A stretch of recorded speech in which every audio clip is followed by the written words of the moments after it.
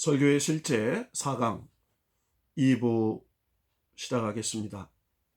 4강 1부에서 설교를 어떻게 준비하는가, 설교자의 4가지 신념을 서론으로 말했습니다. 첫째는 성경으로 설교를 준비해야 한다 라는 이야기와, 둘째로는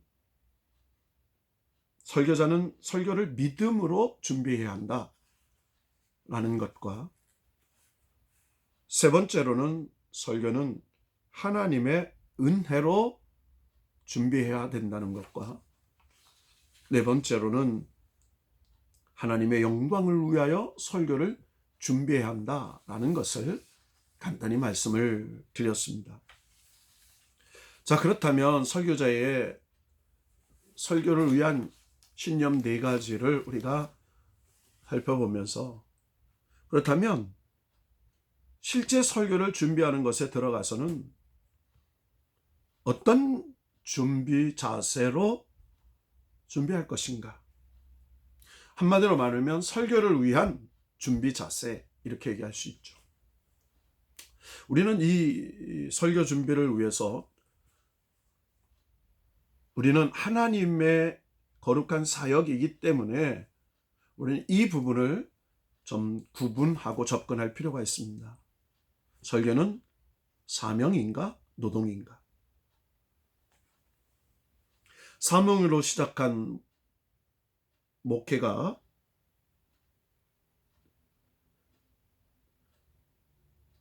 하나님이 도와주시고 하나님의 거룩한 그 놀라운 하나님의 도구로서의 목회도 하고 설교도 하는 것입니다. 그러나 그것이 노동이 되어서는 안 됩니다.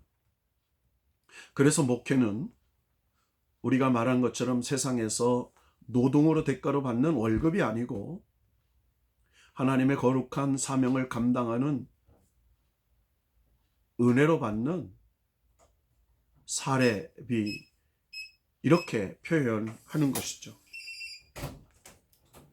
그래서 생명을 살리는 목회, 생명을 살리는 설교,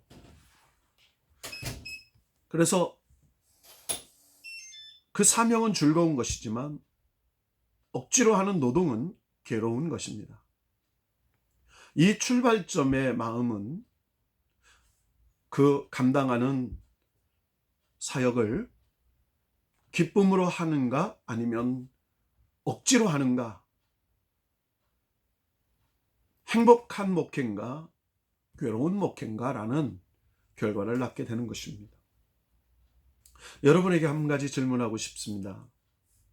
여러분은 사명과 기쁨으로 신학을 공부하십니까? 아니면 노동으로 억지로 신학을 공부하십니까? 여러분은 이 부분을 깊이 한번 생각해 봐야 할 것입니다. 우리가 즐겁고 재미있고 그리고 행복한 목회를 하면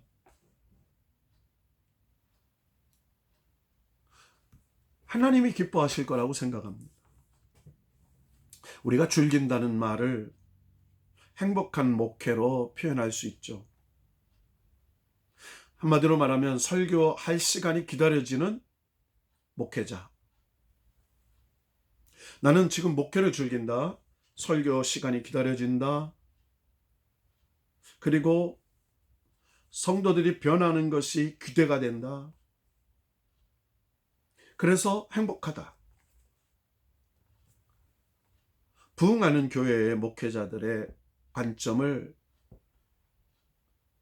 기록한 어느 한 세미나를 듣게 됐습니다.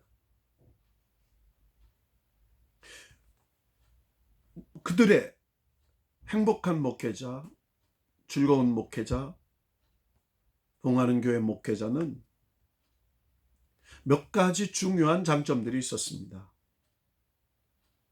첫째는 목회에 최우선으로 설교를 준비하는데 올인하는 목회자였습니다. 대부분의 정말 행복하고 능력 있고 영향력 있는 목회를 하는 설교자들이 첫 번째로 손을 꼽는 것이 설교 준비에 올인한다. 최우선순위를 둔다. 두 번째로는 시간의 우선순위를 정했다. 시간을 양이 아니라 질로 사용한다는 말이죠. 반드시 설교 준비하는 시간을 최우선으로 하고 반드시 해야 하는 일로 하고 그리고 최선을 다하는 일로 했다는 것이죠. 세 번째로는 방향이 분명한 설교 목회였습니다. 각 교회에 비전이 있을 겁니다. 그 교회에 향한 사명이 있을 것입니다. 그 교회 성도들의 영적 수준이 있을 겁니다. 그 성도들을 향한 분명한 설교의 방향, 목회의 방향, 이것을 설정해야 한다는 것입니다. 그래서 설교를 위한 가장 준비 자세 첫 번째는 설교 어떻게 준비를 할 것인가? 첫째, 하나님의 음성 듣기입니다. 한마디로 말하면 기도하기입니다. 하나님께서 이 시대 그리고 우리 교회에 있는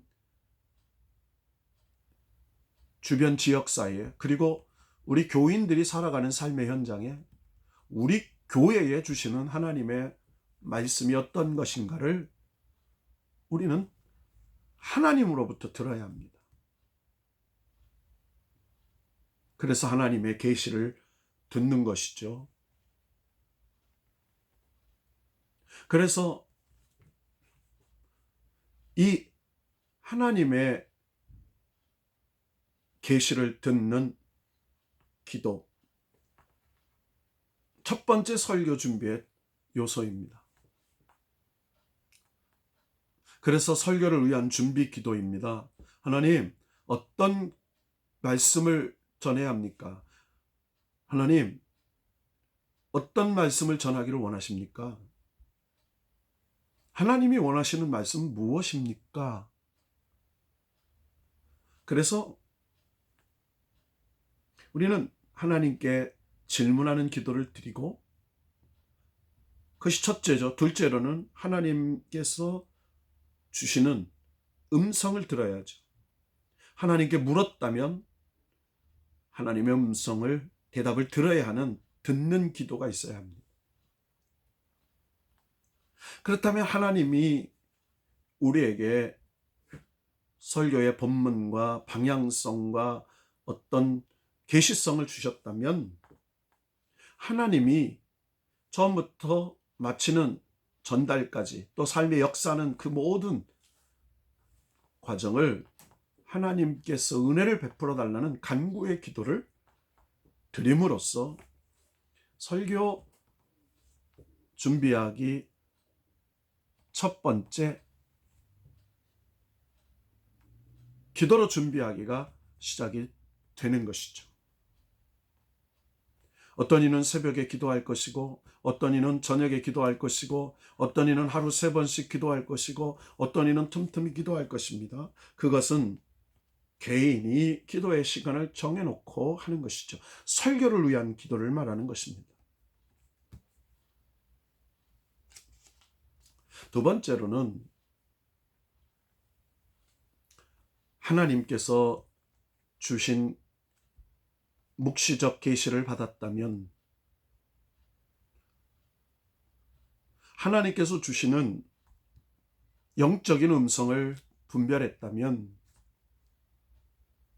기록된 하나님의 말씀인 성경 안에서 그 본문을 찾아내야 합니다.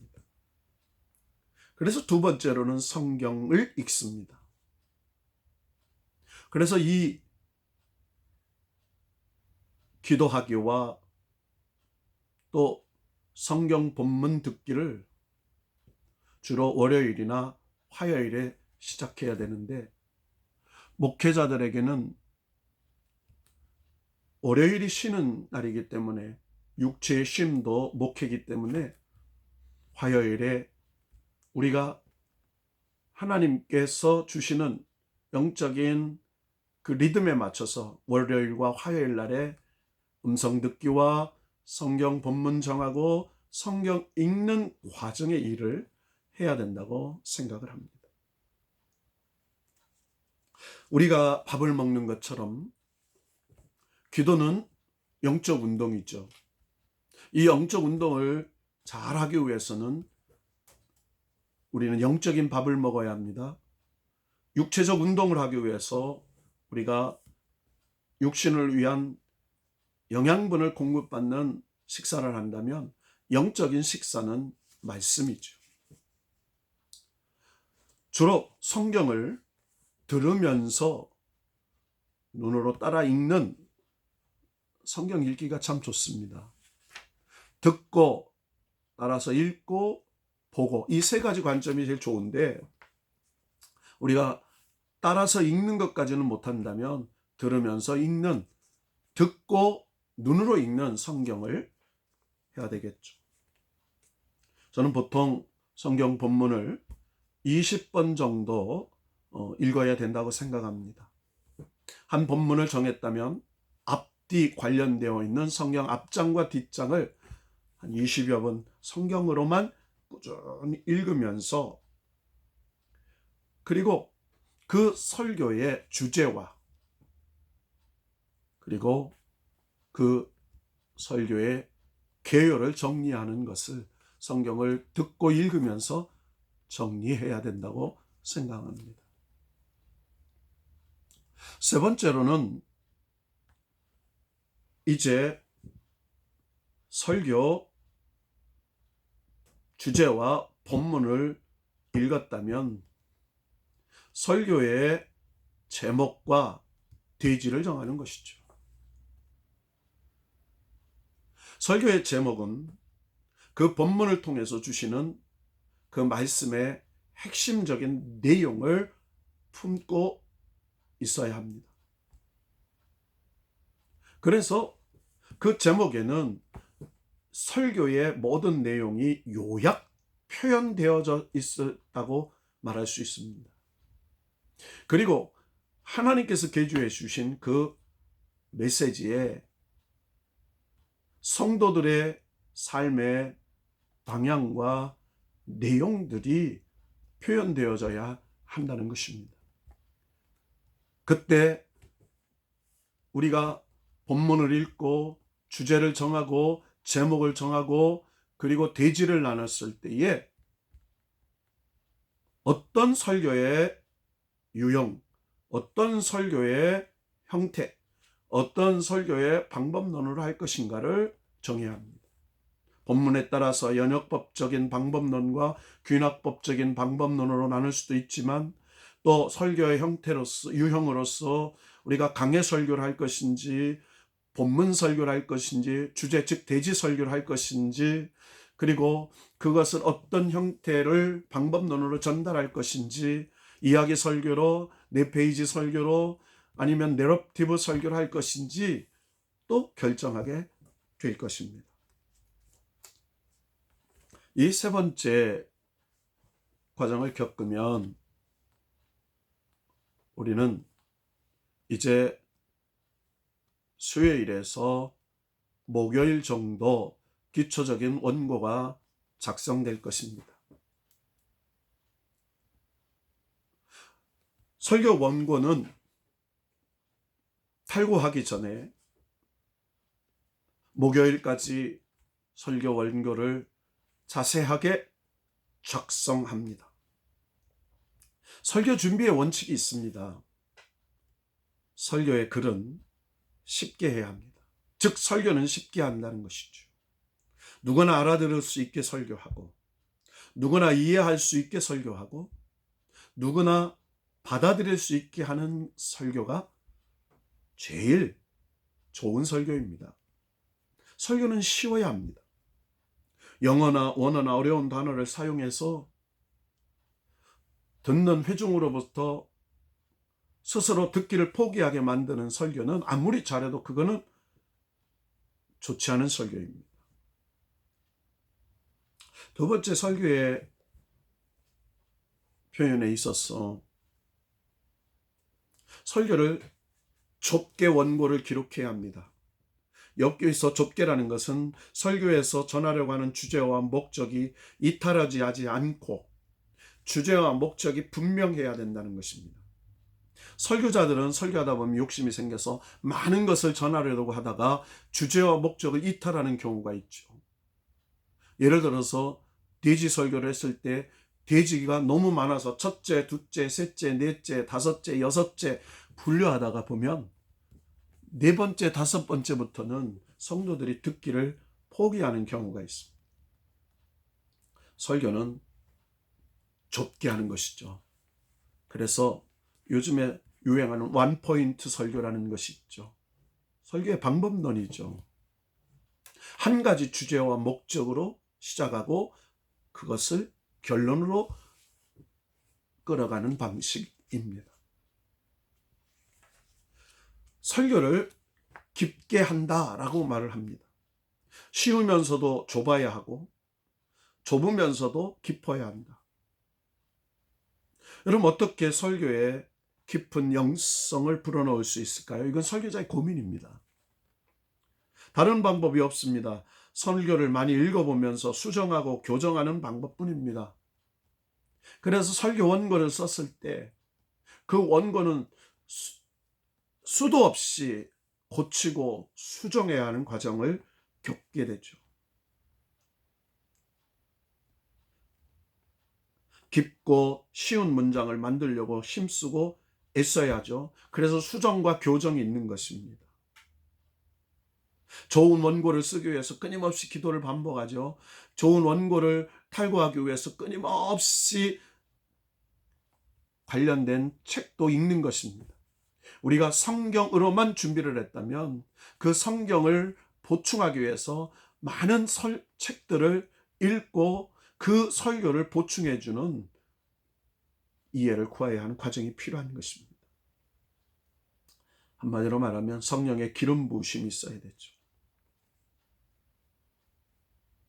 여러분, 설교를 깊게 한다는 얘기를 제가 하다 보니까 문득 떠오르는 한 생각이 지금 갑자기 난 생각입니다. 얼마 전에 한 목사님으로부터 한 책을 읽었는데 그 책에서 가장 강력하게 자기에게 도전을 준 문장이 있었다는 겁니다. 그 책에 읽다가 이런 문장이 나오더라는 거예요. 무지가 전능을 이긴다. 여러분, 언뜻 들으면 아니 전능을 어떻게 무지가 이기지? 라고 생각할 수 있죠. 그러나 무지하기 때문에 그 무지가 결국은 전능을 물리치고 이해하지 않으려고 하는 어리석은 관점을 표현하는 내용이 아닌가 싶으면서 저도 고개를 끄덕이면서 동의하게 됐습니다. 설교는 이성을 통해서 표현하는 것이기 때문에 작성하는 것이기 때문에 논리적이어야 합니다. 설교의 문장은 간단해야 되는 것이죠. 그리고 들려지는 설교를 해야 합니다. 설교를 전하는 사람은 인격과 그리고 감정과 감정이 삶의 현장을 하나님께서 에토스, 파토스, 로고스 이런 표현을 쓰는데 여러분 이해 못하시는 분들은 지금 이해 안 하셔도 됩니다. 듣는 사람의 심리나 감정 그리고 듣는 사람들의 그 합리적 이성적 사고 현장 그리고 전하는 사람의 그 인격 에토스 이런 것들을 우리는 글에 담아야 되고 말로 표현해야 되고 행위의 언어로 표현해야 된다는 것은 그것은 굉장히 어려운 일입니다. 우리는 설교 원고를 목요일까지 작성해야 합니다. 그리고 원고를 작성하면서 병행해야 될 것이 독서입니다. 목회자는 일주일에 두세 권의 책을 읽어야 합니다. 두세 권의 책을 다 읽지 못한다면 관련된 책을 구입하고 그 책을 꾸준히 읽을 수 있도록 노력하면서 자기의 인성과 감성과 영성을 풍성하게 하는 그런 노력이 병행돼야 합니다. 제가 존경하는 목사님 중에 하신 말씀이 기억이 납니다. 목회자는 복잡하게 살면 안 된다. 단순하게 살면 그것이 영성이다. 말씀과 기도와 그리고 전도와 신방과 그리고 정말 단순한 삶이어야 된다는 것이죠. 설교 준비에 대한 두 번째 본론적인 이야기를 4강 2부를 이것으로 마치고 잠시 후에 결론적인 이야기를 3부에서 올리도록 하겠습니다. 감사합니다.